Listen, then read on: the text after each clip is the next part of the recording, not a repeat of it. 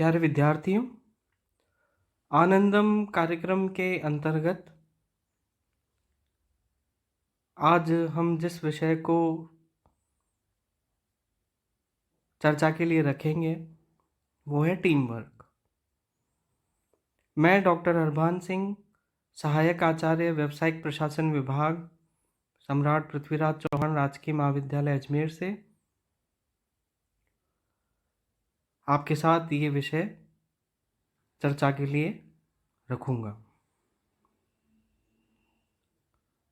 जब भी team work शब्द हम सुनते हैं तो हमारे मन मस्तिष्क में एक चित्र उभर कर सामने आता है जिसमें एक समूह के कुछ व्यक्ति या एक समूह में शामिल सभी व्यक्ति किसी एक विशेष उद्देश्य के लिए कार्य करते हैं और प्रयत्न करते हैं उस उद्देश्य को पूरा करने के लिए। कार्य करना और कार्य करने का प्रयत्न करना दोनों ही अलग अलग बातें हैं।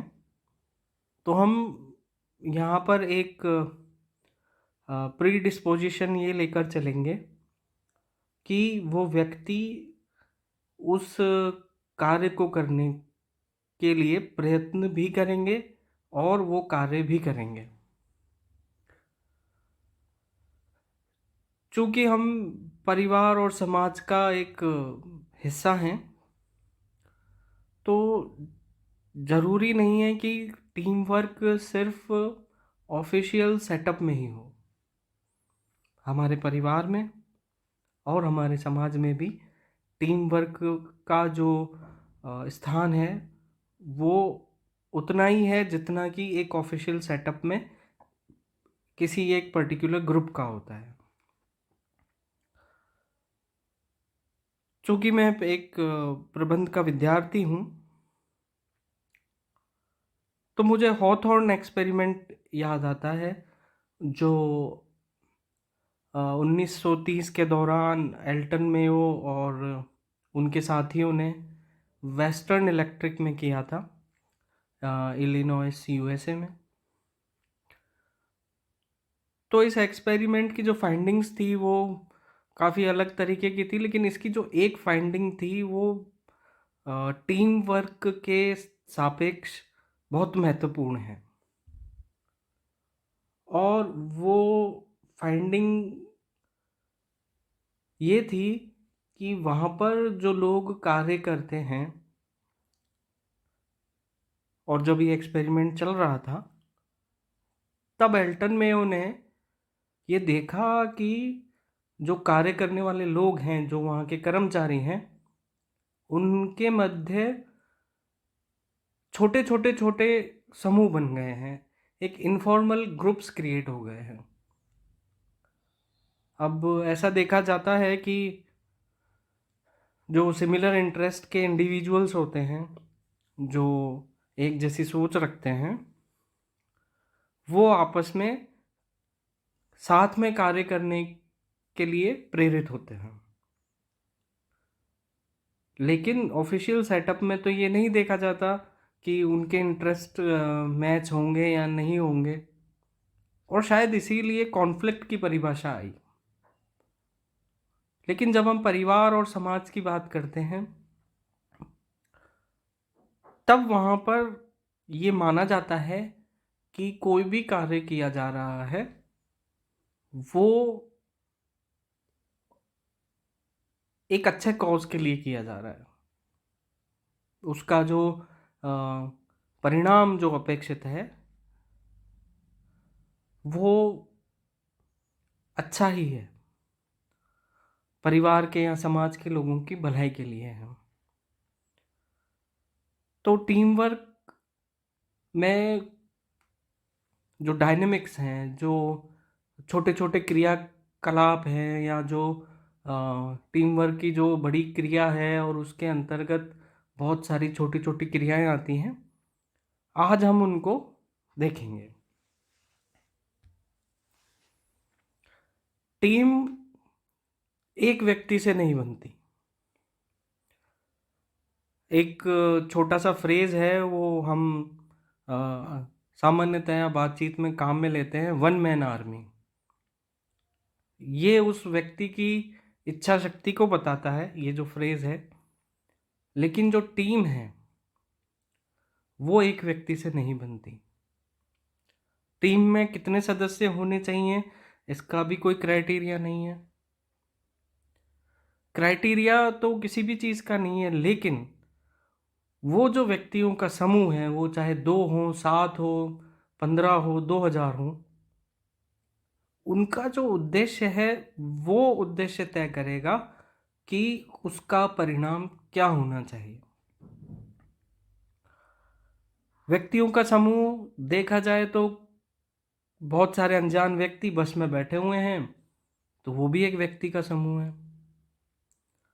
ऑफिसेज में लोग आते हैं, वो भी एक व्यक्तियों का समूह है। परिवार में लोग रहते हैं, समाज में लोग रहते हैं, वो भी एक व्यक्ति का समूह है। तो यहाँ पर उद्देश्य बहुत महत्वपूर्ण हो जाता है कि हम टीम किसको कहेंगे। हम टीम उन व्यक्तियों के समूह को कहेंगे जो किसी विशेष उद्देश्य रखता हो। जिस तरह से एक ईंट से हम नींव नहीं भर सकते, उसी प्रकार किसी बड़े उद्देश्य को पूरा करने के लिए एक व्यक्ति ही काफ़ी नहीं है।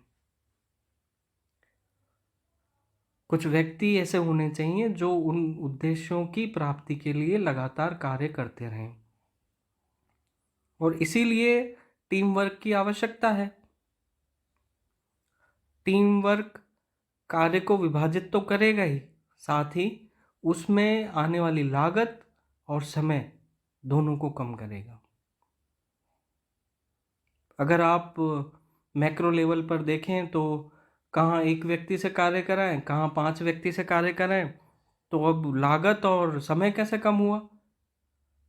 लागत तो बढ़ गई, क्योंकि जहाँ एक व्यक्ति था वहाँ 5 व्यक्ति हो गए, किंतु वो जो लागत थी वो ज़्यादा समय के लिए थी। हमने व्यक्ति बढ़ा दिए तो वही लागत कम समय के लिए है। तो उद्देश्य, विशेष उद्देश्य, लागत और समय, ये 3 ऐसी चीज़ें हैं जो टीम की और टीम वर्क की आवश्यकता को दर्शाती हैं।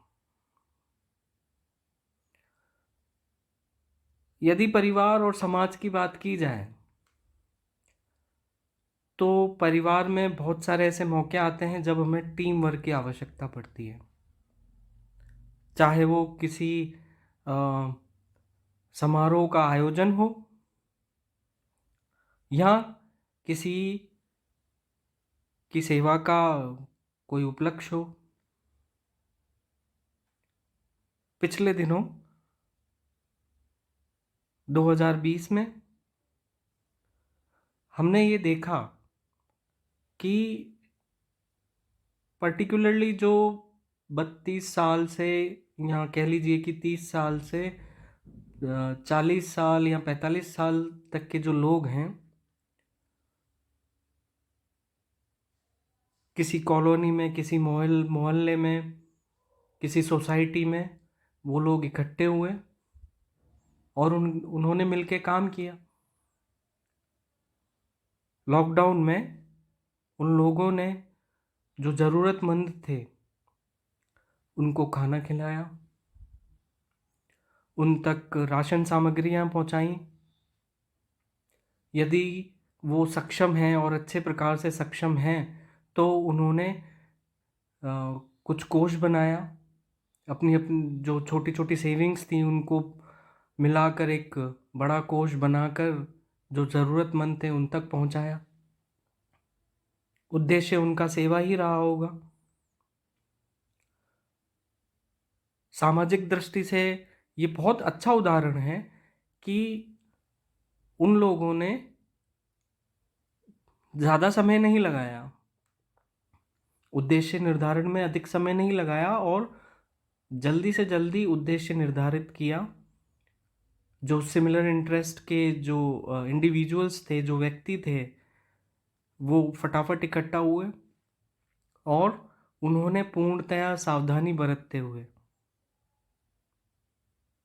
लोगों की सेवा की, उनकी सहायता की। तो टीम केवल एक ऑफिशियल सेटअप में ही काम में नहीं है। व्यक्ति जो है वो इकट्ठा होकर यदि काम करे तो परिवार और समाज में भी अपना अच्छा योगदान दे सकता है। अगर हम बात करें कि ये टीम बनने के विभिन्न चरण क्या होते हैं, तो इनके अलग अलग नाम रख दिए गए हैं, लेकिन ये जो सभी स्टेजेस हैं, ये जो विभिन्न चरण हैं, ये इनसेपरेबल होते हैं, इनको अलग नहीं किया जा सकता। जब लोगों के मन में कुछ इच्छा शक्ति होती है कार्य करने की, तो वो ढूंढते हैं कि उनकी जैसे इच्छा शक्ति के और भी व्यक्ति मिल जाएं, और क्योंकि वो समाज का हिस्सा हैं तो वो व्यक्ति मिल भी जाते हैं। तो यहाँ पर इस स्टेज को नाम दिया गया फॉर्मिंग। जो भी सिमिलर इंटरेस्ट के पीपल हैं, इंडिविजुअल्स हैं, व्यक्ति जो हैं, वो आपस में इकट्ठा होते हैं। यहाँ पर फिजिकल गैदरिंग से मतलब नहीं है कि एक कोई विशेष स्थान है वहाँ पर सब जने इकट्ठा हो गए।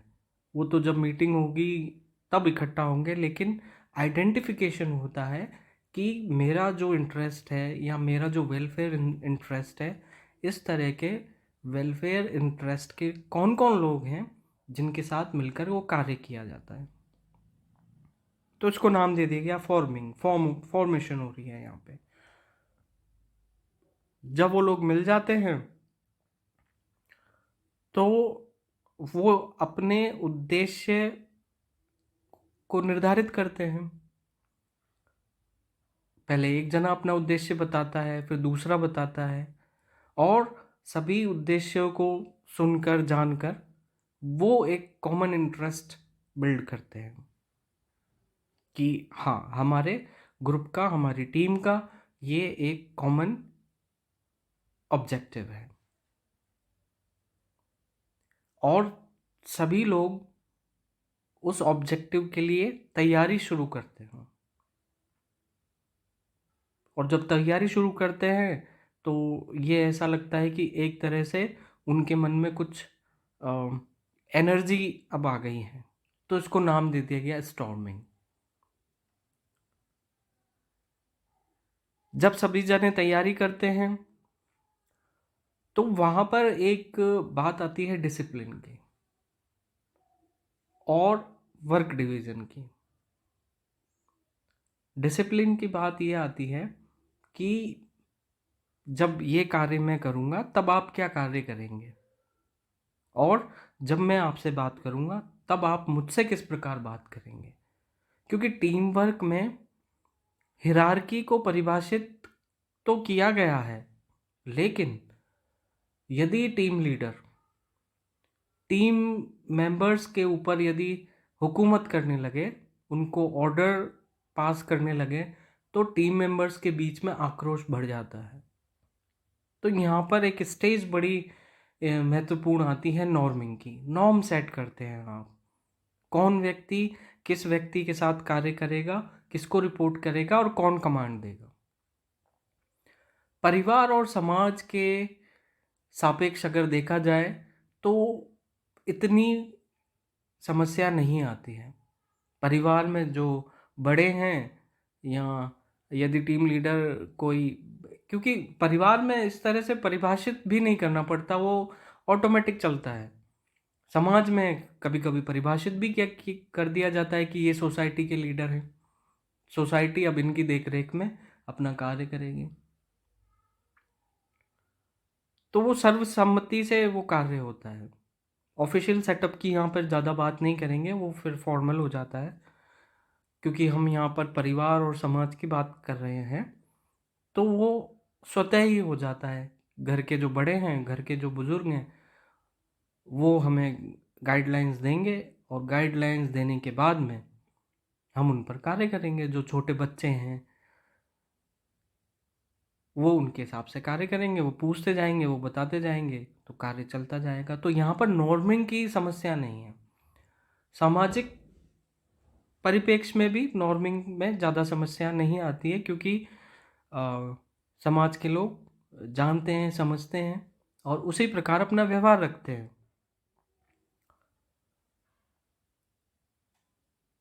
जब नॉर्म सेट हो गए कि हाँ, ये इस तरीके से डिसिप्लिन मेंटेन रहेगा, तब परफॉर्मेंस स्टार्ट होती है। जो उद्देश्य बनाए गए हैं उनके अनुरूप ही परफॉर्मेंस दी जाती है, वो क्रियाकलाप किए जाते हैं। क्रियाकलाप चल रहे हैं और चल अनवरत चलते रहते हैं। परिवार में हो सकता है कि कोई समारोह है, वो समारोह पूरा हो गया तो ठीक है।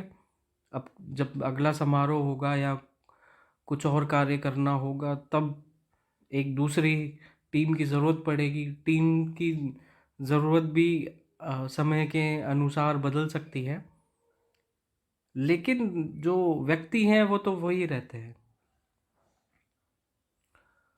यदि वो कार्य अनवरत रूप से चल रहा है तो वो परफॉर्मिंग स्टेज उतनी ही दूरी तक चलती रहेगी। उसकी जो ड्यूरेशन है, उसकी जो अवधि है, वो चलती रहेगी। और यदि वो कार्य पूरा हो चुका है तो फिर एडजर्निंग हो जाएगा। एडजर्निंग में जो टीम के सदस्य हैं वो अपने पहली अवस्था में आ जाएंगे, क्योंकि अब उद्देश्य पूरा हो चुका है या आंशिक रूप से पूरा हुआ है, तो परफॉर्मिंग चलती रहेगी।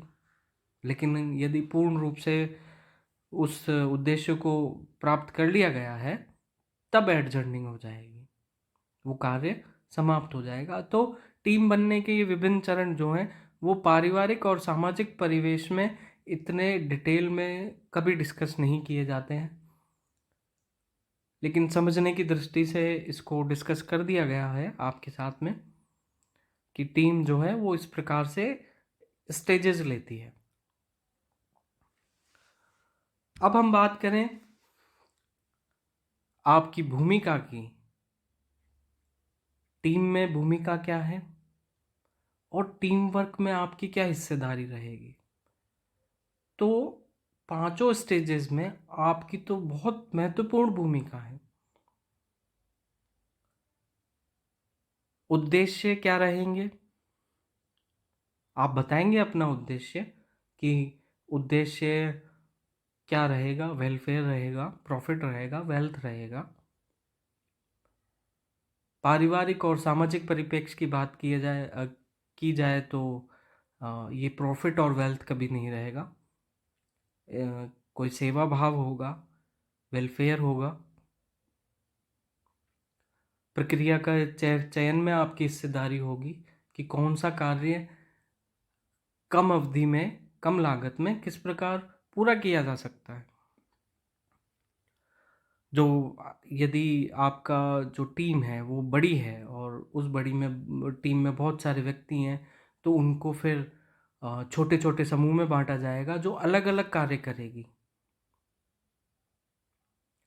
कोई अ, मान लीजिए कि हमारा उद्देश्य गरीबों को खाना खिलाना है और बड़ी टीम है, तो हो सकता है आपकी हिस्सेदारी इस प्रकार की हो कि आपको राशन का सामान लेके आना है और जो बना हुआ भोजन है उसका वितरण करना है। तो आप उस बड़े समूह में से एक छोटे समूह का चयन करेंगे। कोई एक व्यक्ति, कोई आपका सखा, कोई आपका सहपाठी, कोई आपका चचेरा ममेरा भाई, आपका छोटा भाई, छोटी बहन। तो तब भी उसमें आपकी हिस्सेदारी है, आपका निर्णय है उसमें। और महत्वपूर्ण बात ये है यहाँ पर कि ये जो उद्देश्य है, उद्देश्यों का निर्धारण है, समूह का चयन है, इसमें जो परिवार है और समाज दोनों का जो दृष्टिकोण है वो बड़ा महत्वपूर्ण रहता है। कहीं कोई कार्य ऐसा तो नहीं है जो समाज उसको कहे कि नहीं, ये कार्य अभी ठीक नहीं है, आप क्यों कर रहे हैं? और आपको लगता है कि वो कार्य सही है तो आप बताएं, जो आपके बुजुर्ग हैं या जो बड़े हैं उनके थ्रू कहलवाएं कि नहीं, ये कार्य इसलिए ज़रूरी है, इससे हमारे परिवार को, हमारे समाज को और हमारे जो अ, सरोकार रखते हैं, हमारे विद्यालय, हमारे महाविद्यालय, हमारे जो समाज के गरीब लोग हैं, उनको फ़ायदा होगा। तो आप कहलवाएं, आप खुद कहें, विनम्रता से कहें, ताकि यदि उनका दृष्टिकोण ऋणात्मक है तो उसको धनात्मक किया जा सके।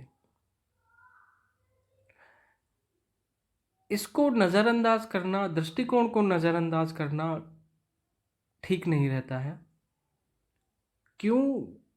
क्योंकि जो दृष्टिकोण है समाज का, परिवार का, तो वो जो दृष्टिकोण है वो आपके उद्देश्य की प्राप्ति में सहायक होगा अथवा सहायक नहीं होगा, इसका निर्धारण करेगा। और जो उद्देश्य है उनके निर्धारण से लेकर उद्देश्यों की प्राप्ति तक, ये जो दृष्टिकोण है वो ये भी डिसाइड करेगा, ये निर्णय करेगा कि आपके समूह के सदस्य जो हैं उनके बीच में समन्वय कैसा रहेगा। किसी कार्य में सफलता अथवा असफलता ये दृष्टिकोण तो तय नहीं करेगा, उसमें सहायता करेगा या अथवा सहायता नहीं करेगा।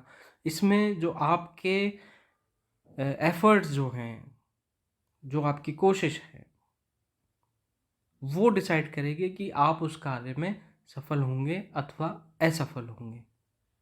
किंतु हम ऑप्टिमिस्टिक हैं, हम असफल नहीं होंगे। क्यों? क्योंकि हम वही उद्देश्य निर्धारित करेंगे जो हमारे लिए और हमारे परिवार के लिए, हमारे समाज के लिए, हमसे जुड़े हुए लोगों के लिए, हमारे विद्यालय, हमारे महाविद्यालय, सभी के लिए उचित हो। अन्य कारकों में परेशानियां हो सकती हैं, मुश्किलें हो सकती हैं। आप अच्छा कार्य करना चाह रहे हैं लेकिन आपके पास कोष उपलब्ध नहीं है, धन उपलब्ध नहीं है। आपके जो उद्देश्य हैं वो थोड़े हटकर हैं,